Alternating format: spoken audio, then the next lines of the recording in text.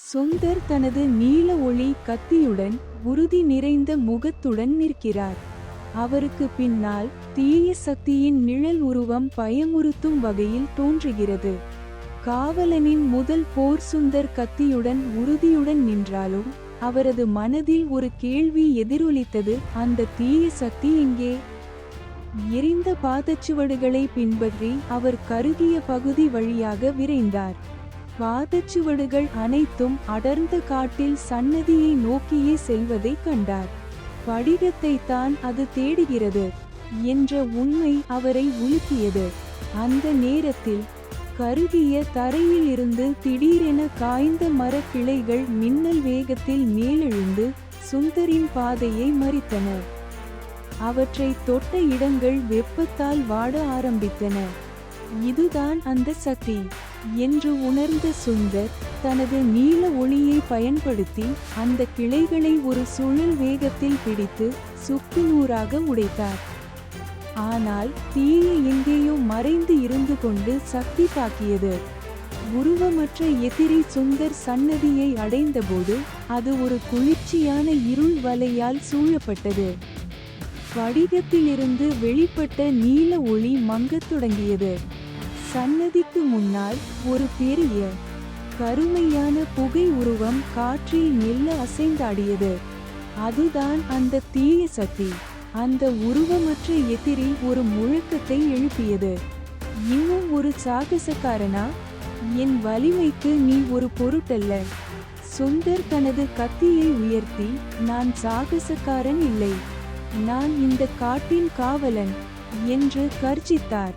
சக்திகளின் யுத்தம். இருளின் புகை உருவம் தன் கைகளில் இருந்து கருமையான மரங்களை வாட்டக்கூடிய நெருப்பை சுந்தர் மீது வீசியது. சுந்தர் உடனடியாக தனதுதை பயன்படுத்தி அந்த நெருப்பைச் சுற்றியுள்ள நீரோடையின் நீரை மேலே எழுப்பி ஒரு நீர் திரையாக உருவாக்கினார். கரிய நெருப்பு நீர் திரையை தாக்கியது. நெருப்பு நீரை ஆவியாக்கியது. ஆனால் சுந்தரை நெருங்கவில்லை. மோதல் ஆரம்பமானது. தனது சக்தியால் கொடிகளை ஏவி உருவமற்ற எதிரியை கட்டிப்போட முயல்கிறார். தீய சக்தி அந்த கொடிகளை ஒரு நொடியில் கருகச் செய்து சன்னதியை நோக்கிச் செல்கிறது.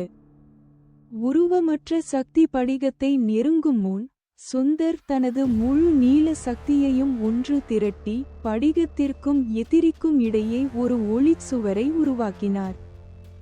இந்த படிகத்தை நீ தொட முடியாது என்று சுந்தர் சவால் விடுகிறார். தற்காலிக ஓய்வு. தீய சக்தி அந்த ஒளிச் சுவரை மோதி பார்த்தது. சுவரின் சக்தி அதிகமாக இருந்தது. அந்த கருமையான உருவம் மீண்டும் ஒரு பயங்கரமான முழக்கத்தை எழுப்பிவிட்டு காட்டின் இருந்த பகுதிக்குள் புகை போல கரைந்து மறைந்தது. சுந்தர் சோர்வடைந்தாலும் வெற்றி பெற்ற நிம்மதியுடன் நின்றார். நீல ஒளிச்சுவர் மெதுவாக மறைந்தது. படிகம் மீண்டும் பிரகாசமாக ஒளிர ஆரம்பித்தது. அது இப்போது போய்விட்டது, ஆனால் மீண்டும் வரும். சுந்தர் தனது கத்தியை கீழே சாய்த்து சன்னதியின் அருகே நின்று காட்டின் ஒளியையும் அமைதியையும் மீட்டெடுக்கத் தொடங்கினார். காவலனாக அவரது முதல் பணி நிறைவடைந்தது. ஆனால் போர் முடியவில்லை. அடுத்து என்ன நடக்கும்?